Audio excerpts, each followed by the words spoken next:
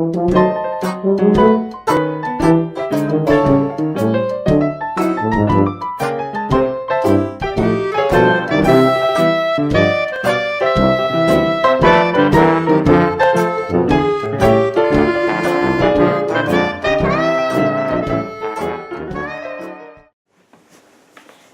and welcome to another story from our Hometown Scrapbook by Ben Weatherwax. Hometown Scrapbook is principally a story of people. It takes Grays Harbor for a background, and these old salt flats and sanded hills tie the scrapbook together. But people, your neighbors and mine, and the neighbors of the generations who have lived here before us, they make the story. That's why I've opened the scrapbook tonight to something that I consider quite significant. A new book about the people who have lived here. A family whose name and whose successive generations have contributed much to this, our hometown scrapbook. The book is fresh off the Aberdeen World Press, where it was privately printed by the descendants of the Fry family. And the contents of the book is the story of the pioneer family, written by one of Grays Harbor's most capable yarn spinners, Ed Van Sickle. He starts his story with the earliest records of the family. There was a John Fry who sailed with Drake in the Golden Hind in 1577. There was a Francis Fry who printed the first Bible translated into English. Colonel Joshua Fry was a friend trusted by George Washington. Then, for a dash of salt and color, the history of most old families, there was Joseph Fry of the Confederate Navy, whose deep water exploits led to his execution for piracy in Cuba in what was claimed to be a mock trial. But the Frys, who call Grays Harbor home, and there are many of them, descended directly from the Rhode Island branch of the line. And they came out west in covered wagons and are woven too tightly into the fabric and stories of Grays Harbor. Van Sickle calls his book Our People. He traces the stories from John Fry and the English Parliament and judges of Charles Fry at first. Old John had 6 children. One of these, Thomas, started the Fry saga when they moved from New England. The descendants of Thomas Fry played their part in the French and Indian Wars and in the Revolution and in the development of New England. Finally, one of the Frys and his wife and son John migrated to New York. It was about 1830. There, in the years that followed, 3 more sons and 4 daughters were born. Among them were Frys whose lifespan brought them to Grays Harbor to help with the building of this far west territory. To quote from Van Sickle's colorful story, huddled about an open fire while snow lay deep over the countryside, the family talked of the western country. They had heard of the rich prairies and wonder tales of the lands beyond them. As they talked, a faint notion turned to certainty that they would move on.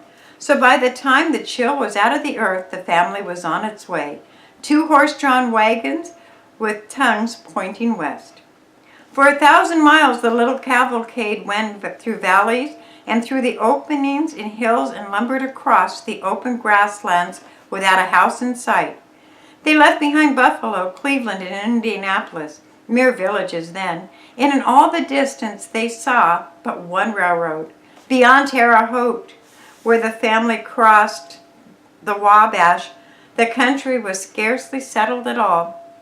Surprisingly, they saw many outfits eastward bound, dissatisfied and discouraged people who had left there and had their fill of pioneering beyond the horizon. Of these, Amherst Fry asked searching questions. What lay ahead? What were the prospects? As the family pushed on, now weary from the long trek, they came upon a broad prairie in Knox County, Illinois, near Peoria. Heat shimmered on the land, but the grass stood tall. There was timber in sight, and what's more, 2 houses and neighbors. Here the Frys made their first stop in a westward migration that was to end at Grays Harbor. For 8 years, the Frys shared the good times and bad times, their fine flat lands, and were by the way of prospering as farmers had back then. It was 1845. The father died. 1 year later, the mother of the little brood, the eldest son, John, was only 18, became ill. As months passed, she became progressively worse. Finally, in a grave condition, she was seized with a sudden coughing spell. Alarmed, the boy sent Harvey, then 13, to a neighbor for help. Before he could return, the mother lay dead in John's arms. There were 9 children to mourn her loss, 5 under the age of 12 years old. Kind neighbors came to the aid of the stricken family. The children were scattered to live with neighbors. Only the elder sons remained together, and for that, only for 3 years more. The Oregon fever was beginning to grip them. In 1848, John met a man who had been beyond the Rockies with the American Fur Company. The tales he told of the marvels of the land, its mild climate, and the tall timber of the mountains made John look west. But he was not the first to go. It was Jason, who was 17.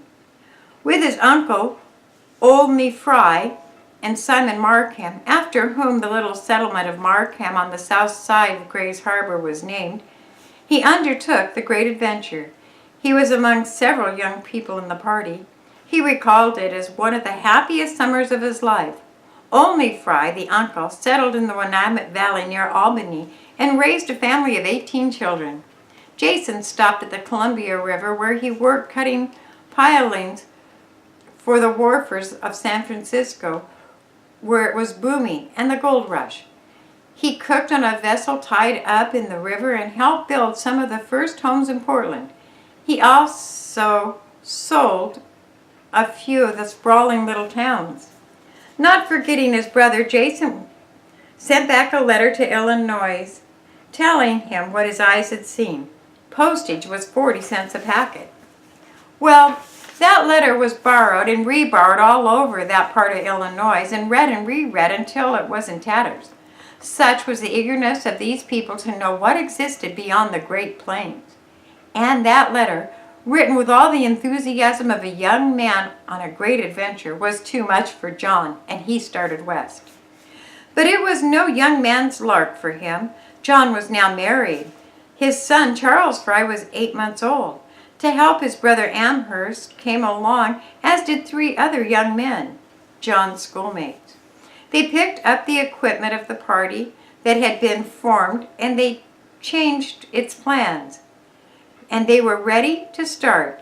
It was 2 wagons, oxen, and 6 months' supply of provisions. They faced the Mississippi as it floods and were warned to turn back, but John was determined. They crossed the swollen river and struck out for Missouri on what they called the Mormon Trail. There was mud, difficult river crossings. When they found human habitation, they were welcome to spend the night under friendlier roofs. One evening, while searching for a camping spot, the family encountered 2 wagons from Illinois headed in their direction. They joined forces and pushed onward to the Missouri near Council Bluffs. And here, as Van Sickle aptly describes it, the family came to the hard hour of decision. Here was the western boundary of civilization. Beyond lay the Great Plains and 2,000 miles of weary, often tragic travel. Flat, treeless, and almost featureless, hills, mountains, steep valleys, rocky gorges, rivers, storms, blistering suns, Indians growing more hostile, and all of that gnawing and fearful perils of the unknown. Here the faint-hearted turned back, and the determined made resolutions. But instead of faltering, they organized their strength, and it was made, and he was named as sergeant, appointed to arrange the nightly happenings. During the first nights, they rehearsed a defense, drawing the wagons into a hollow square with the cattle inside and posted guards. The little caravan had left Missouri with only 14 wagons but the Indians had been bad that spring. Small companies of 2 or 3 wagons asked to join up. Soon the company consisted of 27 wagons and 51 men. The trail was well armed and determined, but the weather was bad from the start and became worse. Rivers overran their banks and the trail became a quagmire. For much of the days they were soaking wet. Many nights were spent without the comfort of a fire. It was too late to reconsider. There was only one course. It was on to Oregon. Van Sickle devotes a chapter of his book to Curly, the dog that chased the Indians away from the wagon train.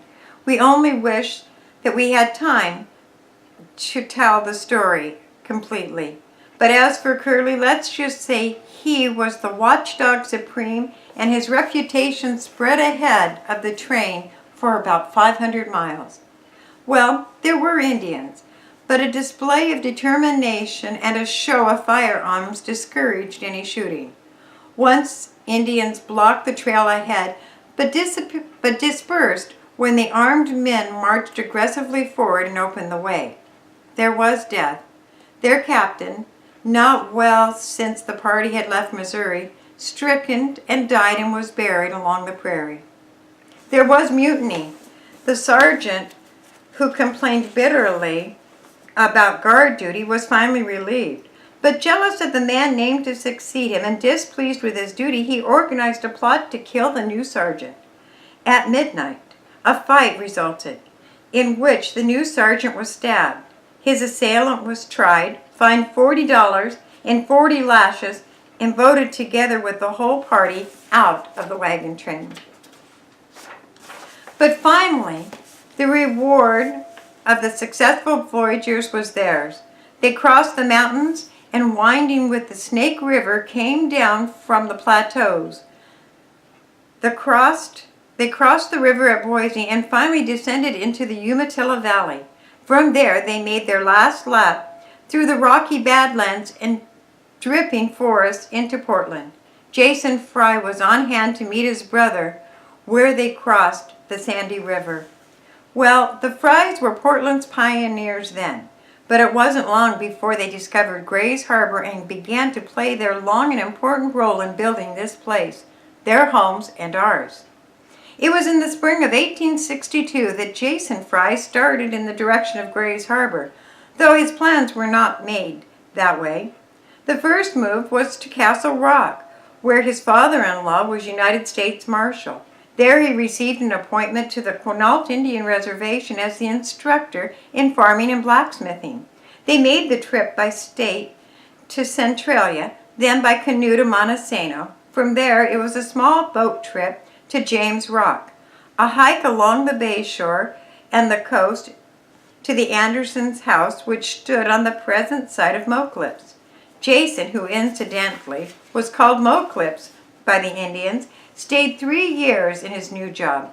Then, according to varying accounts, he moved to North Cove and then to Peterson's Point, now Westport, where he occupied a building vacated by the military garrison, which had gone east to join the Union forces in the Civil War. Jason, as he had been the advanced agent for the family, was now the one to lead them to Grays Harbor. Jason wrote to John in the spring of 1870. Accompanied by Nathan Voorhees, John and his family moved north and settled on the site of Acosta. Jason was not far away, his claim being at the mouth of John's River. Now, that's where Markham is located. Soon after John's arrival, the Frys played leading roles in building the first sawmill on the harbor. It was on Sylvia Creek in Montesano, owned by Frank M. Lark, and John Fry was its builder. Equipment was purchased in Portland. On fair days, the men worked on the mill. When it rained, on equipment. Everything had to be hand-hewn, but by the spring the mill was in operation. The first bill of lumber went to John Fry, who used it to build a store building for John Eastman in Montesano, the first store in what was someday to be Grays Harbor County. Jason was not to be outdone. In 1879, he converted a failing grist mill in Cosmopolis into a sawmill, the first such plant on the tidewater of Grays Harbor. It operated with a water wheel, which proved too slow for the enterprising Frys. And in 1884, when A.J. West was building his sawmill in Sam Ben's new town of Aberdeen, the Cosmopolis plant was converted to steam. John Fry felt that his work was about finished. He retired to a homestead, the present site of Grays Harbor's Country Club. But the Frys were by this time a first family of Grays Harbor. Their roots were deep. They were converted Westerners and Grays Harbor folk. In the autumn of 1886, John and his wife returned to the Midwest to visit the members of their family. The stories they had told of Grays Harbor spread through the Kansas community where Brother Harvey lived. When John returned, 60 people came with him, and incidentally, the first evergreen blackberries to grow in Grays Harbor. In this party was a sister, Elmira Van Sickle Weaver, and her 5-year-old daughter, Sadie, later Miss Charles A. Jump of Cosmopolis. That was the last contingent of Frys to make the long voyage to the new country. The Frys were dug in. Since that time, this has been their hearth and home for their generations.